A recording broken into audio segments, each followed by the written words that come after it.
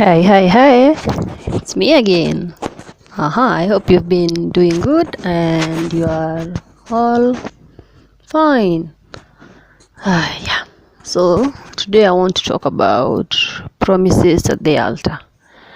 Uh, there are some seasons in life where you just find yourself making these certain promises to God that I'll take an example. Maybe you'll say, if you do this for me, God, then I'll do this. Maybe not for you, but it's just a promise you make so that maybe you want things to flow.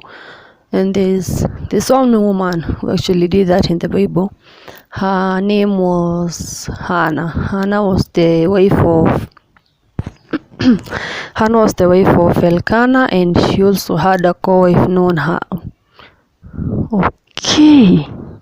And she also had a co-wife called Penina.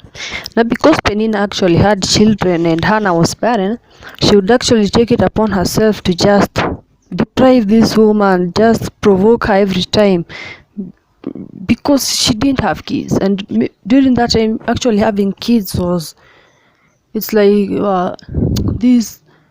You are at a certain point in life where no one could look down upon you, but Penina and Hannah had two different lives. Although they were married to one man, they had two different lives. Hannah was barren; she didn't have any kids. Penina had kids. So I'll just like to read. Here's my Bible. I'll just like to read from First Samuel chapter. Let's see, First Samuel chapter 1 verse 10. I'll stop where I just need to stop. In bitterness of soul, Hannah wept much and prayed to the Lord, and she made a vow.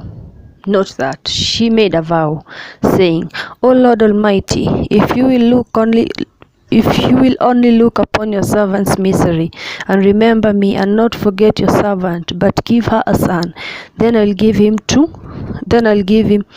the Lord for all the days of his life, and no razor will ever be used on his head.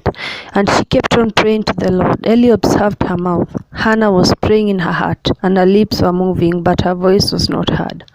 Eli thought she was drunk, and said to her, How long will you keep on getting drunk? Get rid of your wine. Not so, my lord, Hannah replied. I'm a woman who is deeply troubled.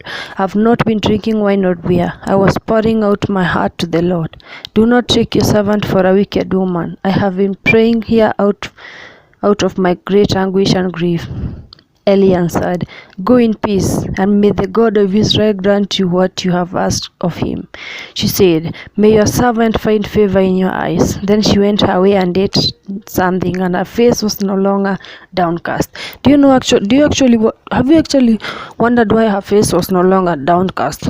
That's somewhere around verse 18. It's the last bit of where Hannah got from after getting away from the temple. I think it's because she had peace.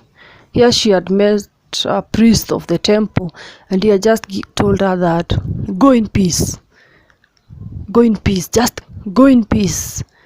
That the prayer that you've just prayed, she just wished that it will be answered. It's kind of weird, but not. But there's something that she had.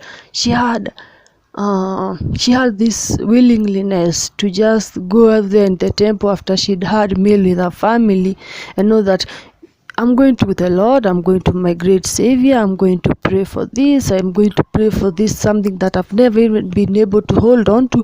That's a child. And she knew that I'm going to kneel there, I'm going to promise God, if you do this for me, please, I'll give him back to you. Well, that was one strong woman. I don't think I could ever do that. Maybe I could. We are not all Hannahs. Some of us are Peninas, some of us are other people, but something about this woman was just, let's just say she had a certain kind of favor from God that he will use her that way. Because I tend to look at it that way, because if not, then where else was she going through all that trouble. And so she went to the temple and prayed, and after some few months, God didn't grant her that favor. He did grant her that favor.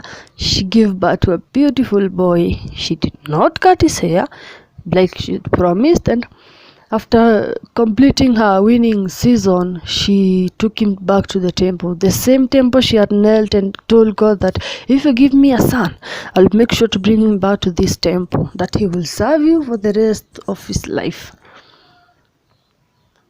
I imagine her heart. I imagine the sorrow, the pain she'd had when she knew that today is the day. Today is the day I'm going to have to take my beautiful boy back to God, back to his maker. Because actually God was his maker. But she had a promise to fulfill. She'd made a promise at the altar, and she was going to keep it no matter what. And that's what she did. She took him to the altar. And Samuel would grow up just favored by God, being this man who would come to be a prophet. There was so much in his story that it would go on and on and on. He would become the first person, the first prophet to anoint the first two kings of Israel. The first king, Saul, and then David. And we see through Samuel, we continue on learning about David over and over again, just because of that one thing that his mother did. Imagine if she refused. Maybe Samuel would have died.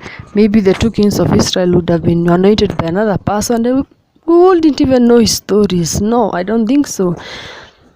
But she went out there. Hannah prayed to God, told him that after all these seasons, after all these heartbreaks, I'd like a child to call my own. But after he's born, I'm going to give him back to you, because he's yours to begin with. That's all he was, Samuel. He was God's to begin with. He had fulfilled a promise to her through him. And it was beautiful. And I'm sure that her life would go on, even after she'd given Samuel back to the temple. Her life would go on to be one of the greatest stories. Maybe it was so told all over the temples. There was this certain woman that he was barren, but because of her constant prayers to God, her devotion, her promises at that altar, we get to learn about Samuel. And maybe her life, I'm pretty sure her life didn't stop there. It didn't. Just because of that promise she made at the altar. And sometimes life's like that. We are at a season where things happen. And things happen. Actually, bad things happen. Not bad, but bad things happen. And you find yourself in this position where you find yourself at church, maybe on a Sunday or any other day, but you go there, and as you are kneeling or you are sitting or standing, whichever way you used to pray to God, whichever way it means, but he listens either way, and you kneel there and you remember at the back of your mind, there's something I want to happen, there's this stage I want to cross to, and then you tell God, you make a promise to him that if you do this for me, I'm promising that I'll give a portion of everything you're going to give me to you.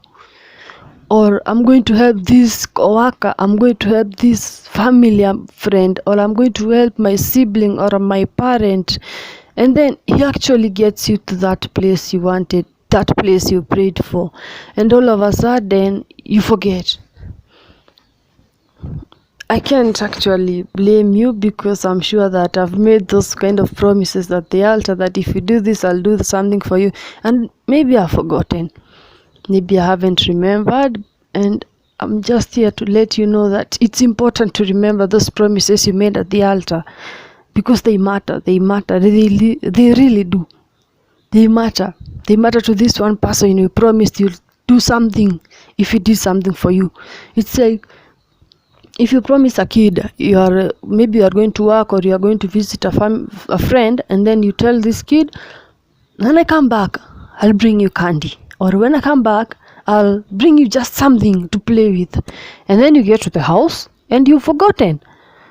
And then that kid will just look at you. What was the need of those promises you made? You didn't bring me anything. Imagine the heart of God. I can't say that he would be angry. No, not really. But I just want you to imagine the heart of God.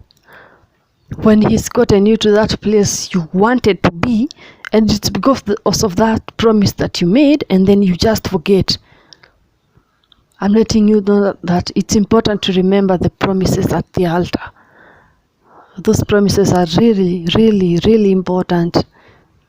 They are some of the promises that shouldn't be forgotten. If you cannot forget by your own child or your own sibling something that you promised, you shouldn't forget the promises you made at the altar. You shouldn't forget those kind of promises. You shouldn't. Always keep in mind that there's one thing I told God I will do if He did something for me. Because I myself have done that. I've actually told Him literally, get me here. If you do that, I'll do something for you. Maybe I'll learn how to be close to you more. Maybe I'll just learn how to be faithful. And I pray that God, I'll always remember those kind of promises. They are for Him, our sovereign God. This is not a man that we should play with. He isn't. He is our good Father. And we should always remember those kind of promises we make to Him. Let God know that as You also take me to this position, through these promises I've made, may You help me remember them. Tell Him that. I'm sure He will remind you. He will remind you. Be like Hannah. Be like Hannah today in this world. Choose to be like Hannah. I'm not saying that you take your son to the temple or your daughter to the temple to serve God forever. No, but just be like Hannah. Choose to remember those promises you made at the altar. They are really, really, really important promises. That's all I wanted to say. I hope you're doing good, whoever is watching this. If you are going through tough moments, would you choose to remember that tough moments don't last? Would you choose to trust God that He's working out this for you? The same way He did once, I'll always say it. He did it once, He'll do it again. He's not a man that He can lie. No. So trust this powerful God that you've always trusted in.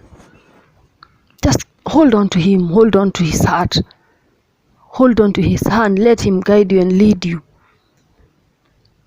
And as you just close your eyes to pray to Him, rest in His love, rest in His embrace. Just choose to rest knowing that my Heavenly Father is taking care of everything here, everything with me. He will never leave you, never. He will never leave you. That's all I'd like to say, and I hope you do get through what you're going through. We will get through them. We will. I'll see you next time. Now, thank you. If you haven't yet subscribed to this channel, please do so. I'm still trying to keep pushing, but it's your kind of subscription that will really get me where I want. I'm in a new journey. I don't know what it means, but I'll sit here one day and tell you all about it. I'll keep on saying that because I will. I'm not here by my own strength. I'm not here by my own might, but it's God in heaven. And I'll tell you just one day. That's all. Just keep on holding on to God. He'll never leave you. Never.